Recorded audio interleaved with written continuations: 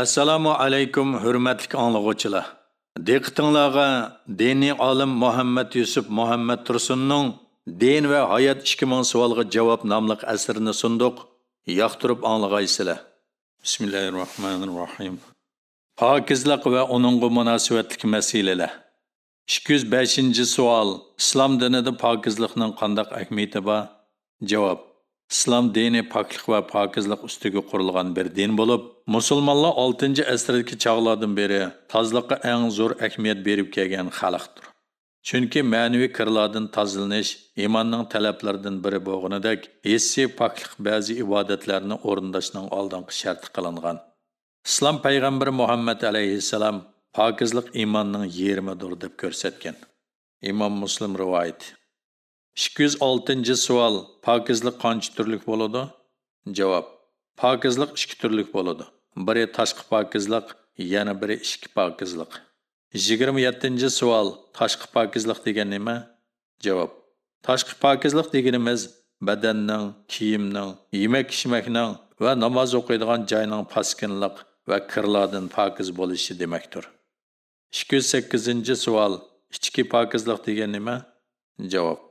İchki pokizlik deganimiz nafsining va qalbning yomon g'araz va nachar axloqlardan pok bo'lishi demakdir. Islom dini musulmonlarni har ikki pokizlikqa buyurgan. 209-savol. Tashqi pokizlikqa buyurilishining hikmati nima? Javob. Islom dinining poklikqa va pokizlikqa ahamiyat berib, musulmonlarni tozlikqa va pokizlikqa buyurishida insonning tan sog'ligiga va madaniyatiga intayin foydali bo'lgan nurg'unlagan oliy maqsadlar g'oya qilingan. Suv bilan pokizlanish badandagi yiqimsiz hidlarni yo'qotadi, faoliyatchanlikni oshiradi. Ibodat va dunyolik ishlar uchun insonning himmatini, jo'shqinligini yangilaydi. Shunga islom dini musulmonlarni pokizlikqa buyurib, ularga tozlikni, pokizlikni farz qildi va ko'plagan ibodatlar uchun poklikni shart qildi. 210-savol. Ichki pokizlikqa buyurishning hikmati nima? Javob.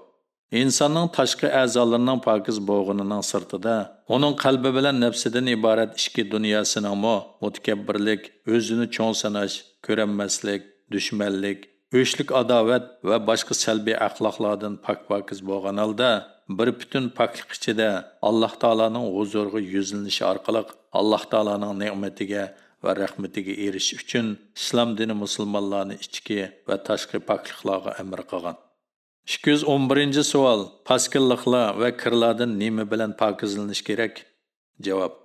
Har qanday kir va paskinchiliklardan suv bilan yuvib pokizlanish kerak. Chunki pokizlovchi moddalarning eng yaxshisi suvdir. Suv asldagi o'z tabiatini yo'qotib qo'yishi bilan pokizlash xususiyatini yo'qotgan bo'ladi. Pokizlanishga bo'ladigan suvlarning turlari. 212-savol. Qancha turlik suv bor? Javob. 4 turlik suv bor bo'lib, ular tuvandikicha. Birinchi, hech narsa aralashmagan tabiiy suv. Mundaq suv mutlaq pokizdir va pokizlash xarakteriga ega suvdir. Ammo daraxtdan yoki mevadan chiqarilgan suv, garchi pokiz bo'lsa-mu, uni tahorat va boshqa pokizlash ishlariga ishlatishga bo'lmaydi. Ikkinchi, chelak, silindr va ko'zalarga qochilangan suvlardan mushuk ichib qo'ygan suv, mundaq suv pokizdir. Biroq tahorat va boshqa poklanish ishlariga ishlatishdan makruhdir. Uchinchi, miqdori oz bo'lib, uningga paskina narsalar tushib ketgan yoki jonliqlar tushib o'lgan turg'un suv. Mundaq suvni tahorat va boshqa pokizlanish ishlariga ishlatishga qat'iy bo'lmaydi. To'rtinchi, pokizlikqa shubhalik bo'lgan suv bo'lib, u eshak yoki xichir ichib qo'ygan suv. Mundaq suvni majbur bo'lib qolgan sharoitning sirtida ishlatishga bo'lmaydi. 213-savol. Pokizlash va pokizlanish uchun qanday suvni ishlatish kerak? Javob. Tahorat elish yoki g'usl qilish orqali pokizlanishga va kiyimlarni yuvib tozalashga, shundaqla ichishga bo'ladigan suvlar tuvandagi 8 xil suvdir. Birinchi, yomg'ir suvi. Ikkinchi, dengiz, daryo, eriq, o'stan suvlari. Uchinchi, quduq suvi. To'rtinchi, buloq suvi. Beshinchi, qor va muzdan erigan suv. Oltinchi, ko'l suvi. Yettinchi, turbidan kelgan pokiz suv. 8-chi, zamzam suvi. Yuqoridagi 8 xil suvning rangi va ta'mi va purqi o'zgarmagan bo'lish sharti bilan bu suvlarni butun tozliqlar va ichish uchun qo'llanishga bo'ladi. Agar suning ta'mi yoki rangi yoki hidi o'zining aslidagi tabiatidan o'zgarib ketgan bo'lsa, bundaq suvni ishlatishga bo'lmaydi. Shubhalik sular haqidagi masalalar. 214-savol. Boshqa pokiz narsalar aralashib qolgan suvni ishlatishga bo'lamdi? Javob. Sut va zapaga o'xshash pokiz narsalar aralashib qolish tufayli mazkur 3 xil sifatidan birasi o'zgarib qolgan suvni ishlatishga va ichishga bo'ladi. Ammo aralashgan narsa suvning tabiatini o'zgartib o'tgan yoki suvning hajmidan ko'p bo'lganda, bundaq suvni pokizlik ishlari uchun ishlatishga bo'lmaydi. 215-savol. Miqdori oz bo'lib, uningdan hayvonlar ichib qo'ygan turg'un suvni ishlatishga bo'lamdi? Javob. Miqdori oz bo'lib, uningdan hayvonlar ichib qo'ygan turg'un suvlarning hukmi tuvandagidek 4 turlik bo'ladi. 1. Atqa o'xshash go'shi yeyiladigan hayvonlar ichib qo'ygan suv pokdir. Uni ichish yoki uning bilan yuyinish yoki kiyimlarni yuyish, tozalash qatorliq ehtiyojlar uchun qo'llanishga bo'ladi. 2. İt yoki cho'shqa yoki yirtqichlar ichib qo'ygan suv nejisdir. Uni qo'llanishga qat'iy bo'lmaydi. 3. Mushuk yoki qo'yib berilib yiqilgan to'g'o yoki go'sht yeydigan ucharlar ichib qo'ygan suv pokdir. Biroq boshqa suv bo'lgan yerda buni ishlatish makruhdir. 4. Eshak yoki xechir ichib qo'ygan suv pokligi shubhalik suvdir. Boshqa suv tepilmagan sharoitlarda bu suvni tahoratga qo'llanishga bo'ladi. Biroq bu suv bilan olgan tahoratning ustiga tayammum qilib namoz o'qish lozim bo'ladi. 216-savol. Miqdori oz degan qanday suv? Javob. Suv miqdorining oz yoki ko'pligi mundaq o'lchanadi. 4 burchaklik bir ko'lning cho'nqurligi 46 cm dan 4 burchagining har bir tarafining uzunligi oz deganda 4 metr, 6 cm dan kammasa yoki ko'l yumaloq bo'lib, atrofining umumiy aylanmasi 24 metr 24 cm dan kam bo'lsa, bundaq suv miqdori oz suv deyiladi. Bundaq miqdori oz suvga tushgan nijosatning ta'siri ko'rilsin yoki ko'rilmasin, u paskina suvdir. Istinja va istibra haqidagi masalalar. 217-savol. Istinja degan nima? Javob. Istinja tarat qiladigan organlarni yuvib tozalash demakdir. 218-savol. Istinja qancha turlik bo'ladi? Javob. Istinja qilish 3 turlik bo'ladi. Ular tuvandikicha. 1. İnsanның oldi va kaynidan iborat ikki tarat qilish organdan chiqqan narsalar bu ikki organdan badanning boshqa joylariga tegmagan bo'lsa, tarat organni qog'oz, chalma yoki tuproq bilan quruqdash yetarlikdir. Ammo uning ustiga suv bilan istinja qilish sunnatdir. 2. Ikki organdan chiqqan narsalar bir tanga miqdorida badanning boshqa joylariga tekkan bo'lsa, bu holatda u yerni qog'oz yoki chalma bilan tozalagandan tashqari suv bilan yuvib istinja qilish orqali uni poklash vojibdir. 3. Badanga tekkan paskinlik bir tanga miqdoridan ko'proq bo'lsa, bu holatda suv bilan istinja qilish farz bo'ladi. Istinja qilishda so'l qo'l ishlatiladi. 219-savol. Har qitim tahorat elish uchun istinja qilish shartmi? Javob. Kichik yoki cho'ng tahorat qilgan odam tahorat olmoqchi bo'lganida yuqorida ko'rsatilgan bo'yicha istinja qilish shartdir. Ammo uxlaganlik yoki yel chiqarganlik yoki badanning tarat organlaridan boshqa qaysi bir yeridan qon, yering va seriq suv chiqqanlik tufayli tahoratni sungan kishi uchun istinja qilish lozim emasligida butun fiqhshunos olimlar birdek ittifoqdir. Chunki istinja faqat ikki tarat organni tozalash uchun buyurilgan. 220-savol. Istinja qilganda qanday narsalarni ishlatishga bo'ladi? Javob. Istinja qilishda ishlatiladigan moddalarning eng yaxshisi suvdir. Suvdan yaxshi pokizlaydigan modda yo'qdir. Suv bilan istinja qilishga imkoniyat bo'lmaganda, chalma, tosh, raq parchasi, qog'oz va amalsiz qolganda yog'och va o'tin qatorliq moddalarning qaysi biri bilan istinja qilsa bo'ladi. Istinja qilmoqchi bo'lganda odam ko'rmaydigan maxsus xoli joyni tanlab, istinjani shu yerda qilish lozim. Avrat joylarni kishilarga ko'rsatishga bo'lmaydi, chunki bunda qilish haromdir.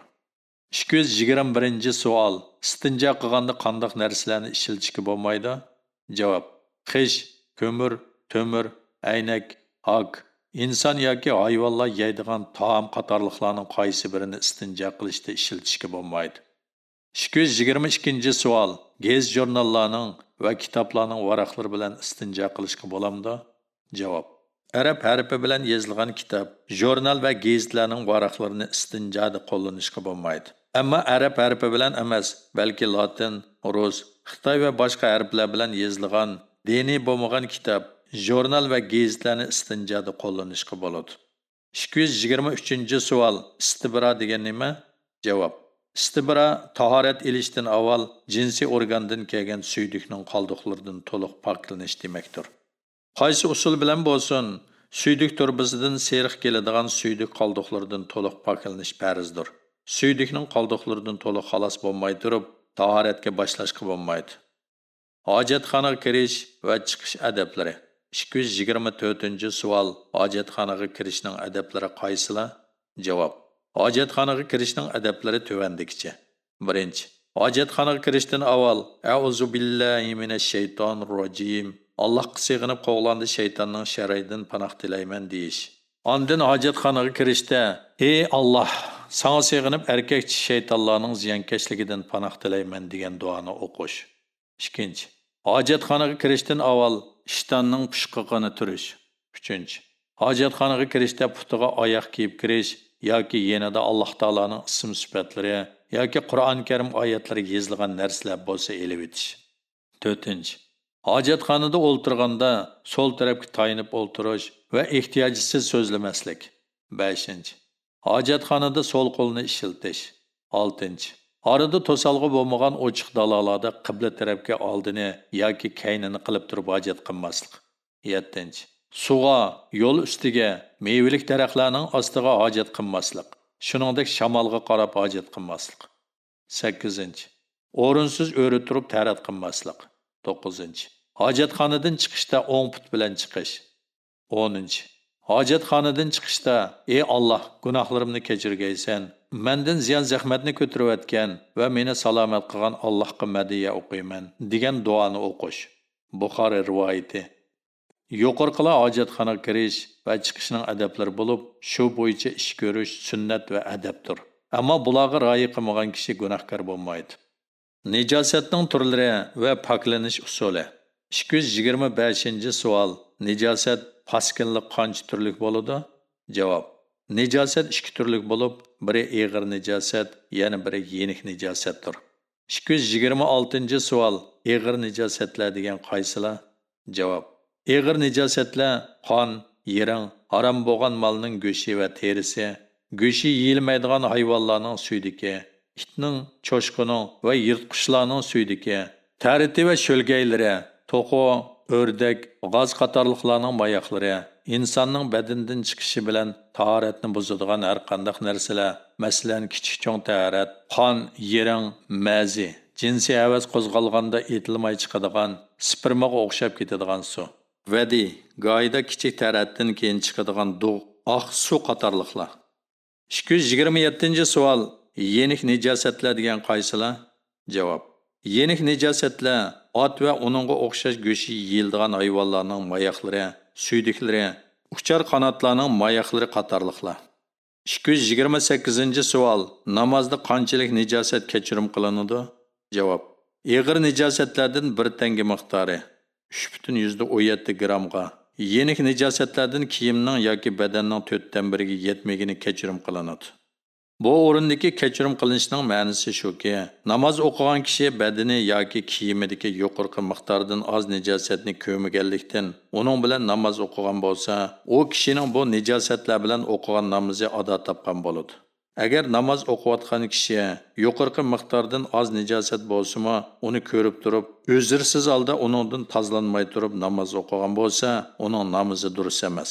Nijosatlardan pokizlanib, namozni qayta o'qishi lozim keladi. 229-savol. Nijosatlarni qanday tozalash kerak? Javob. Nijosatlarni tozalash usuli tuvandikicha bo'ladi. 1. Qon, yiring va cho'ng taratga o'xshash ko'gili bo'ladigan nijosatlar bilan paskini bo'lgan narsalar nijosatning o'zini suv bilan yuyib, yo'qotish orqali poklanadi. Yuyilgandan keyinmi uning asrining qilishi uning pokligiga ta'sir yetkazmaydi. Masalan, qonga bo'yalgan kiyimni yuyib tozalagandan keyin qonning asridan qolgan seriq rang kiyimdan yo'qolmagan bo'lsa-mu, u kiyim paskini deyilmaydi, balki pokizdir. 2. Suyduk yoki boshqalarga o'xshash qurib qolsa ko'gili bo'lmaydigan nijosatlar bilan nejis bo'lgan narsalar oz deganda 3 qatim yuyish va har qatimda yuvganda uni siqish bilan poklanadi. 3. Qandaqlı bir nijosat bilan paskina bo'lgan ziminda nijosatning asrini yo'qotish bilan bu zimin pak bo'lgan bo'ladi. Uning ustida namoz o'qisi bo'ladi. Biroq u joyda tayammum qilishga bo'lmaydi. 4. Qandaqlı bir nijosat bo'lsin, u o'z aslidan o'zgarish bilan pak bo'lgan bo'ladi. Masalan, hayvonlarning suydiklarining qurib tuzga aylanganiga, hayvonlar va insonlarning cho'ng taratlarining ko'ydirish bilan kulga aylanganiga o'xshash. Tuz bilan kul pak moddalardir. 5.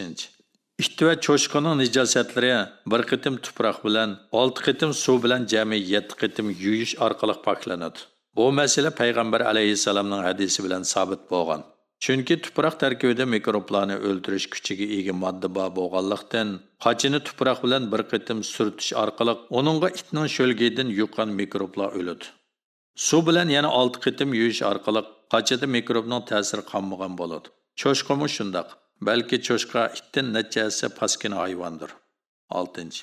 Onasining suti bilan g'izolanadigan, texi tamoq yeguchi bo'lmagan o'g'il buvoqning sutidagi yuqib qolgan kiyimning ustiga suv to'kish bilan kiyim pak bo'ladi. Qiz buvoqning sutidagi yuqqan kiyim suv bilan yuyish orqali pak bo'ladi. Ammo har ikkisining tariti tegib qolgan narsalar faqat suv bilan yuyish orqali paklanadi. Sperma va uningga munosabatli masalalar. 230-savol. Sperma ma'ni pokizmi yoki paskinami? Javob. Islom ulamolari spermaning pokizligi va paskinligi masalasida ixtilofga tushib 3 mazhabga bo'lingan.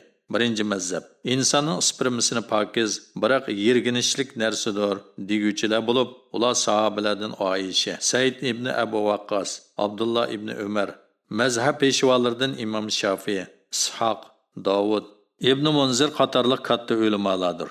Ular sperma paskina emas, faqat odam yergindigan balg'am va tukurukka o'xshashli narsa deb qaraydi.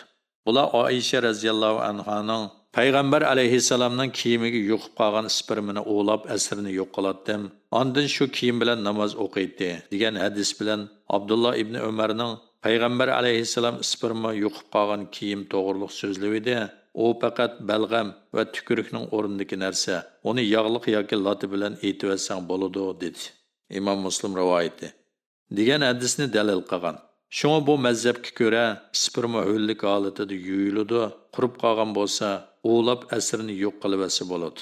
Oysha radhiyallohu anha yana Payg'ambar alayhissalomning kiyimiga yuqqan sperma agar qurib qolgan bo'lsa, uni o'lab asrini yo'q qilish bilan, o'l holati bo'lsa yuyish bilan tozalaydim degan. Darqutni va Bazzazar rivoyati. İkinci mazhab. İnsanning spermasi xuddi suydagi o'xshashli paskina narsa. Uni o'l va quruq qandoqli holatda bo'lsin, suv bilan yuvib tozalash lozim keladi.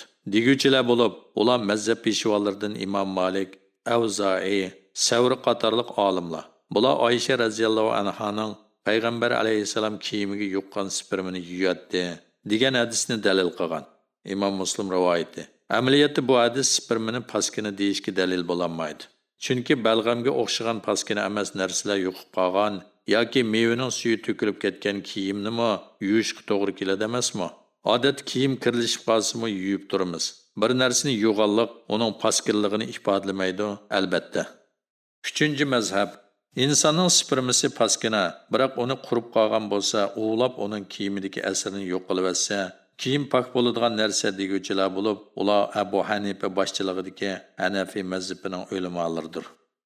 Hozirgi zamon ulamolarining mutlaq ko'p sonligi spermaning pokiz ekanligiga ittifoqlashgan bo'lsa-mu, spermani ichishning to'g'ri emasligini ta'kidlagan. Sperma yo'qib qolgan kiyim bilan namoz o'qish masalasi. 231-savol. Sperma yo'qib qolgan kiyim bilan namoz o'qisa bo'lamdi? Javob. Islom fiqhshunos olimlari bu masalada tuvandagidek ixtiloflashgan. 1. Kiyim yoki badanga yo'qib qolgan spermani yuvib etish afzal. Ammo yuvib etmasimi hech vaqasi yo'q. Biroq unutib qolgan yoki esida botirib, uning bilan namoz o'qisimi, uning namozi durust bo'ladi.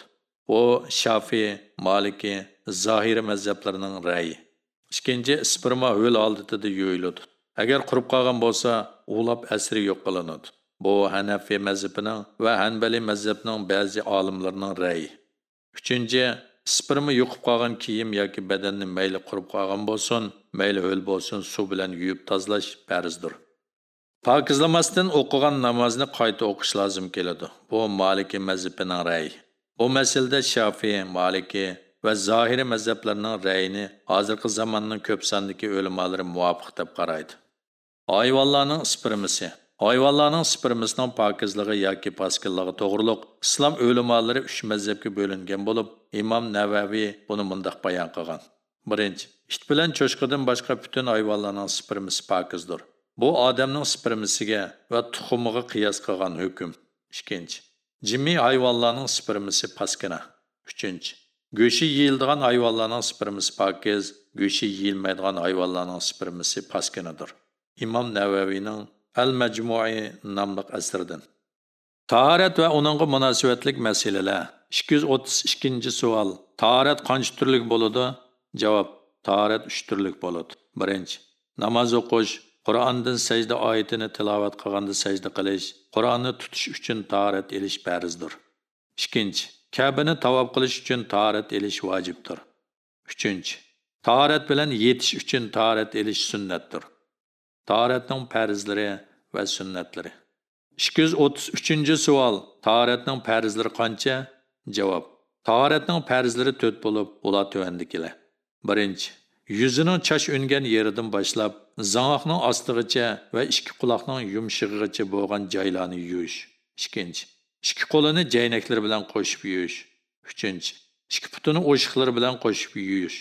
To'rtinchi, boshdan 4dan biriga masih qilish, suv bilan silash. 234-savol. Taharatning sunnatlari qancha? Javob: Taharatning sunnatlari tuvandikicha. Birinchi, taharat elishni niyat qilish. Ikkinchi, taharatni bismillah bilan boshlash. Uchinchi, ikki qo'lini bilaklarigacha yuvish. To'rtinchi, tishlarni misvak bilan, misvak bo'lmasa barmoq bilan tozalash. Beshinchi, og'izga 3 qatim suv elib chayqash. Oltinchi, burniga 3 qatim suv elib tozalash. Yettinchi, barmoqlarning orasini suv bilan silab yuvish. Sakkizinchi, har a'zoni 3 qatimdan yuvish. To'qqizinchi, ikki quloqqa masih qilish. 10-chi, taharatni tartib bilan elish. 11-chi, a'zolarni yuvishda o'ng tarafdan boshlash. Masalan, avval o'ng qo'lini, ondan so'l qo'lini yuvganga o'xshash. 12-chi, gadanga masih qilish. 13-chi, saqili bor kishining saqilining orliqlarini suv bilan silishi. 14-chi, har a'zoni yuvishda o'lab pokiz yuvish. 15-chi, boshning hammani bir qatim masih qilish. 16-chi, taharatda yuviladigan a'zolarni yuvishda orqa-orqadan yuvish. 17-chi, ro'za tutmagan vaqtlarda eg'izga suv olganda suvni galga yetkazib g'ar-g'ar qilish. Burniga suv olganda suvni dimoqqa yetkazib maz-maz qilish. Ammo ro'za tutgan vaqtlarda suvning galdan o'tib ketmasligi uchun suvni eg'iz bilan burunga diqqat bilan elish. 235-savol. Taharatdagi makruhlar qaysilar? Javob: Taharat elishda makruh bo'ladigan ishlar tuvandikicha. Birinchi, suvni haddidan ortiq ishiltib uni isrof qilish. Ikkinchi, suvni taharatga nuqson yetkazadigan darajada bek oz qo'llanish. Uchinchi, yuzni yuvganda suv bilan yuzga urish. To'rtinchi, taharat elayotganda dunyolik so'zlarni deyishish. Beshinchi, taharat elayotganda o'rinsiz boshqalardan taharatga yordam so'rash. Oltinchi, bir qatim qiladigan masihni yangi suv bilan bir qatimdan ortiq qilish. Taharat elishning qoida tartibi. 236-savol. Taharatni qanday elish kerak? Javob: Taharatni tuvandikidek elish kerak. Birinchi, ko'nglimizda taharat elishni niyat qilamiz. Ikkinchi, Bismillahirrohmanirrohim deymiz. Uchinchi, qo'limizni 3 qatim pokiz yuvamiz. Qo'llarni yuvganda barmoqlarimizning orasini aralab pokiz yuvamiz. To'rtinchi, o'ng qo'limiz bilan og'zimizga 3 qatim suv elib chayqaymiz. Misvak bo'lsa uning bilan, misvak bo'lmasa barmoqlarimiz bilan tishlarimizni tozalaymiz. 5-chi, burnimizga 3 qatim o'ng qo'limiz bilan suv elib, so'l qo'limiz bilan tozalaymiz. 6-chi, yuzimizni peshonimizning chash unib to'xtagan yeridan zangoqning ostigacha va o'ng quloqning yumshiqidan so'ng quloqning yumshiqigacha hammani to'liq va pokiz 3 qatim yuvamiz. Saqili bor kishi saqilining oralarini suv bilan silab chiqadi. 7-chi, avval o'ng qo'limizni, ondan so'l qo'limizni jaynaklar bilan qo'shib yuvamiz. 8-chi, ikki qo'limizni qayta ho'l qilib, beshimizning 4dan birini yoki hammasini silaymiz. 9-chi, ikki qo'limizning begiz yoki kichik barmoqlari bilan ikki quloqimizning ichini, bosh barmoqlari bilan ikki quloqimizning orqasini silaymiz. 10-chi, avval o'ng, ondan so'l putimizni o'shqi bilan qo'shib yuvamiz. Misvak va uning ahamiyati. 237-savol. Misvak degan nima? Javob: Misvak Salvadora periska deb ataladigan Iroq tarxining yosh notisidan kesib ilinadigan ho'l yog'och demakdir. U yog'ochdan bir g'ayrish miqdorda kesib, uning uchini 1 yoki 2 sm ushlab, suvga chilab, yumishtish orqali qo'llanadi. Misvak suvda yumshagandan keyin xuddi tish cho'tkisidek furchilik holiga keladi. Payg'ambar alayhissalom tavsiya qilgan misvak dal bu daraxtning o'zidir. Bu daraxt Sharqiy Afrikadan Hindistongacha bo'lgan mamlakatlarda yetishadi. 238 savol. Misvakning qanday ahamiyati va javob. To'liq va to'g'ri so'zlashning birdan-bir vositasi bo'lgan tishlarni asrash inson uchun bakma ahamiyatlidir. Eg'izda tishlar to'liq bo'lmaganida gap so'zni to'g'ri talaffuz qilib bo'lmaydi. Natijada psixikalik salbiyatlar ko'riladi. Tishlarning eng chong dushmani tishlarning oralig'ida tomoqning qoldiqlaridan to'plangan bakteriyalardir. Eg'iz, tish va tishlarning atrofidagi go'shtlarni bakteriyalardan saqlash uchun tish cho'tkisini qo'llanish ahamiyatlidir. Biroq tish cho'tkisi bilan ishlatiladigan tish pastalari normaldan ortiq ta'mlik bo'lg'achqa, u eg'izning ta'mini buzadi.